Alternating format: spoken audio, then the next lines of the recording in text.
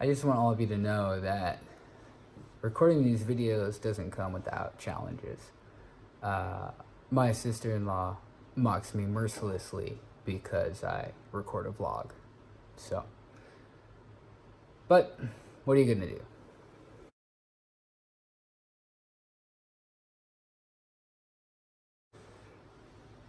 Today I want to talk about this idea of comparison. More specifically, false comparison.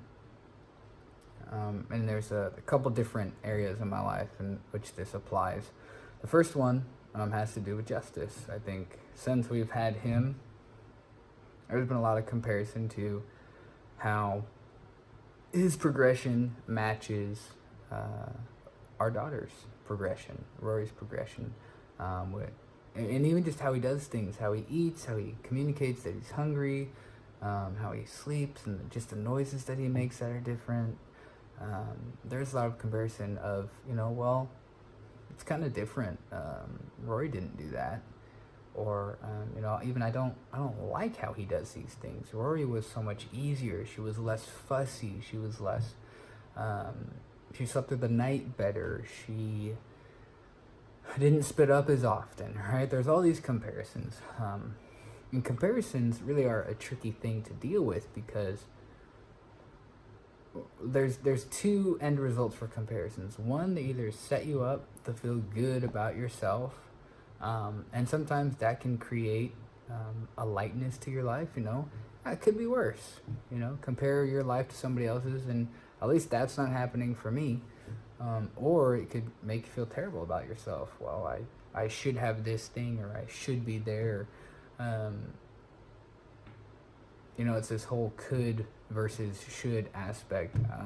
And just in general, the word should really just sets you up for disappointment. And the word could kind of disillusions you a little bit.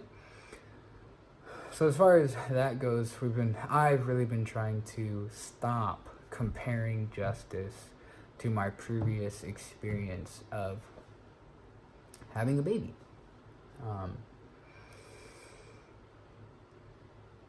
It's been helping not to compare him to Aurora, because what the comparison does is it creates expectations, and then these expectations I have of this is how he should be reacting, or this is how things should go, or this is how it should feel. When those aren't met, then really the only answer is frustration. And I don't want to spend my days being frustrated at justice. He's a different baby, and that needs to be okay. It needs to be okay with me. It needs to be okay with our family. So I've been trying to get on board a lot with just who Justice is and how he does things, and listening to what he tells me. And obviously he's not speaking, but babies will tell you what they need. They'll tell you if they're hungry or if they're not. Because I kind of got into a habit of trying to feed him when I thought he was hungry, and then he wouldn't eat because he didn't want to eat, and I got frustrated about that. And so I've tried to stop comparing him to Aurora and how she does things. And it's been easier. It's been easier to stop and give him what he needs because he's different. Obviously, each biological kid you have is different. He's different in another step because he's not biologically ours. He has different parents. He was a preemie baby and all these different things. So that's the first topic of comparison that I've been working through. The second one has to do with kind of my own life. I love watching the show Friends, but I hate the comparison of it, right? In the show Friends, you have a bunch of 25 and 26-year-olds who are living in the city, renting their own apartment. Some of them are already doctors, or they have their chefs at restaurants, and the reality is that it doesn't happen like that. Most of the 25, 26-year-olds I have don't even own homes, let alone have the career they want, or have the job that they want, or the life that they want.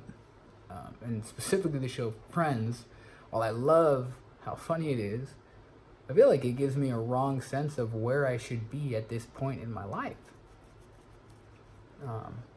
Going down to California to visit my dad is another thing, this false comparison thing, My dad is 56 26 now, and he's got a nice house and he has a nice car, and there's a part of me that feels like, man, I'm not making it. I haven't reached adulthood unless I have a nice house and a nice car. But I wonder where my dad was at when he was 26. You know, did he own a house? Maybe it was easier to own a house back then. Maybe he did. I don't know. So the other thing, sorry, that was kind of a rant. The other thing, as far as comparison goes, that I've been trying to remember is that there's a context to our life. And that context actually matters. It's not just one person versus another person. Right? I have 2 kids now. And that's a really good thing. So I shouldn't let the fact that I don't have a house yet, that I'm renting an apartment, make me feel like I'm not moving on in life. Because I have a good job. And and like I said, I have 2 kids who I love, and my relationship with my wife is fantastic. But it's amazing how quickly comparison comes in and steals that joy. So I've been working on kind of getting out from this false comparison. Oh, I need to have the same things my friends have or my peers have, or I need to hit these certain checklist of things in order to be successful or to feel good about myself. I've been trying to distance myself from all those things, because what that breeds is just disappointment and discontentment. And I don't want to live that way. And I don't think I have to.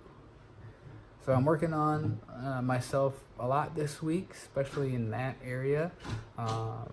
Guys, I hope me sharing this was helpful to you. And we're still moving forward with Justice and figuring out who he is. And he's smiling and laughing like crazy. And we're having a blast. So see you guys next time.